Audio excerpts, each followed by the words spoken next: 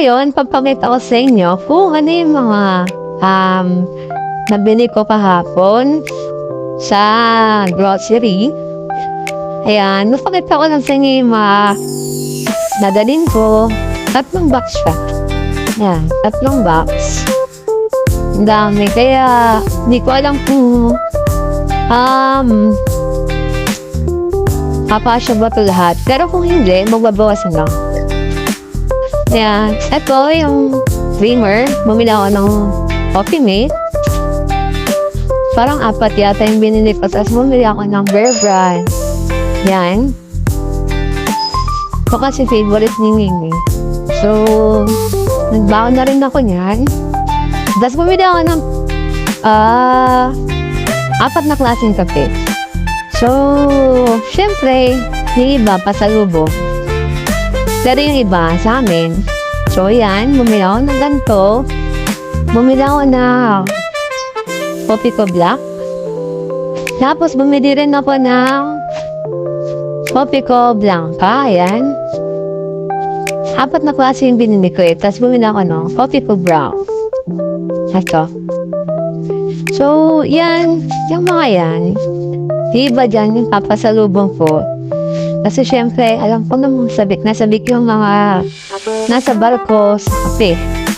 Tsaka mahal yan sa ibang bansa. So, nasa Europe nga pala kami ngayon. Italy, Spain. Yun, kung bibili ka ng kape, hindi ko lang, parang 70 pesos yata to sa supermarket, yung isang ganito. Pero kung bibili mo to sa Europe, siguro mga 300 pesos. Mga ganun siguro. Kung hindi man po 50. So, di ba? 70 times 3 or times 4 yung increase ng price niya. Tapos, syempre, ito sa akin. Sa amin to, bumili ako ng coffee na Nescafe Black kasi mas bet ko yung tinitimpla kasi yung 3-in-1. So, yan, bumili namin ng Nescafe Black. Tapos, bumili din pala ako ng eggnog. Yeah. So, hindi lang puro kape, bumili din ako na cookies or biscuits. Favorite din yan ni Mimi. Tapos, bumili din ako ng butter toast. So, ito, magpakita ko. Kasi hindi siya matanggal. So, bumili ako ng butter toast, 1 pack. Ayan, favorite din kasi yan ni Mimi. So, ayan, pagka nasa cabin kami, pag nagugutom, yan yung mga pantawid gutom namin. So, pwede naman di kayo bumili ng mga ganyan. Lalo na kung nakisikis kayo or diba? Kasi lang na yung mga unang sampa, wala pa namang budget or nagtitipid man kung may budget, okay lang huwag kayong bumili kasi may mabibila naman. Yun nga lang, mas mahal siya nga. 3 times or 4 times or kung ayaw nyo naman talagang gumastos, magtitis kayo ng 8 months bago kayo makakain or makatikim ulit natin. Or kung marami kayong friends, manghingi na lang kayo. Okay. So, ito nga pala, padala ko sa akin. So, may nakiusap, ang padala. So, ita-trade kong isingit siya dun sa luggage kasi hindi pa ako nag-pack. So, ito, importante din to. Yung cotton buds, yung bulak, ngayon ako yan. Tapos, yung panty liner. Mura lang naman sa Europe yung mga ganito kaso, iba kasi yung quality pag galing Pinas, saka compare sa ibang brand. So, bumili ako ng full finger. Ito, toothbrush. Tapos, yun, bumili rin ako ng Colgate. Yan, medyo pricey yung Colgate sa ibang bansa. So, bumili na ako ng 2 ganito. Tapos, bumili din pala ako ng mouthwash.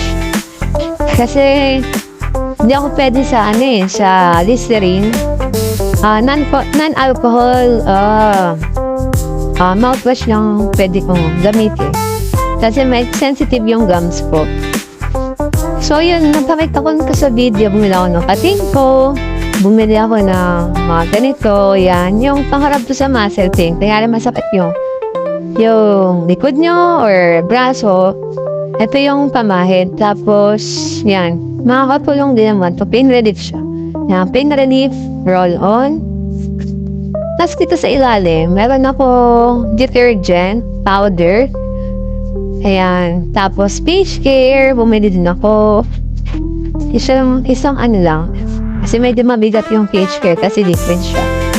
So, isa lang yung binili ko. So, hindi din mawawala yung stretch needle. Tapos yung pangahit, ito ba? Yung inhaler, dental floss. Yun, bumili din pala ako ng dental floss tsaka facial wash.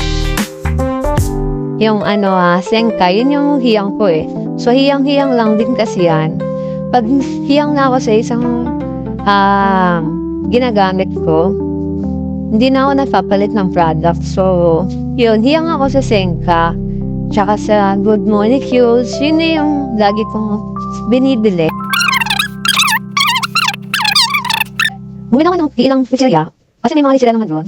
Tsaka medyo, balot-balot siya. So, hindi ako masyadong bumili ng chips, silan lang. So, bumili ako na to, pasalubong to. So, siyempre nito, kasi minsan, naroon pag may mga lechon, ganon. So, ito yung perfect sausawan doon. So, bumili ako yan. Bumili rin ako ng corned beef. Nato request ni Nini. So, bumili rin ako na eto may ketchup kami, meron kami doon.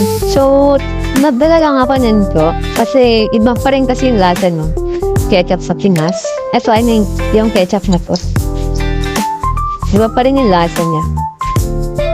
So, bumili rin ako ng pang sa akin. Bumili ako ng 3 packs. Masarap to. Hindi niya pa na to try. Ano siya? Filled with lemon to. Yan. Hindi ko lang alam kung magkano to, pero parang 50 plus lang siya. Tapos, bumili rin ako yun yung Skyflix. Pangtawid gutom. Yan, favorite din yan yung tapos, mga ilang kirya. At ito yung hindi mawawala to. Siyempre, liquid seasoning. Tak-tak. Ang palasa sa pagkain, saka sa kanin. Bumili lang ako ng 2 piraso para pag naumay na ako sa pagkain yan, ito yung kakainin na. 2 lang kasi halos. Tsaka yung expiration niya is 2026 pa naman, pero okay. Nagkamahalan halos. So, 2 lang yung binili ko. Kasi lang po bibili din sa nila. So, yung bumili din pala ako ng pansitan ko. Nandito siya sa ilalim. May oven kami dito sa Cummins. Kaya kung gusto namin magluto noodles, yun, pwede namin siya iluto. Ayun lang. So, may mga ilan pa akong binili dun sa kwarto, mga makeup, yun. Sa susunod ka na siya ibabla. Bye!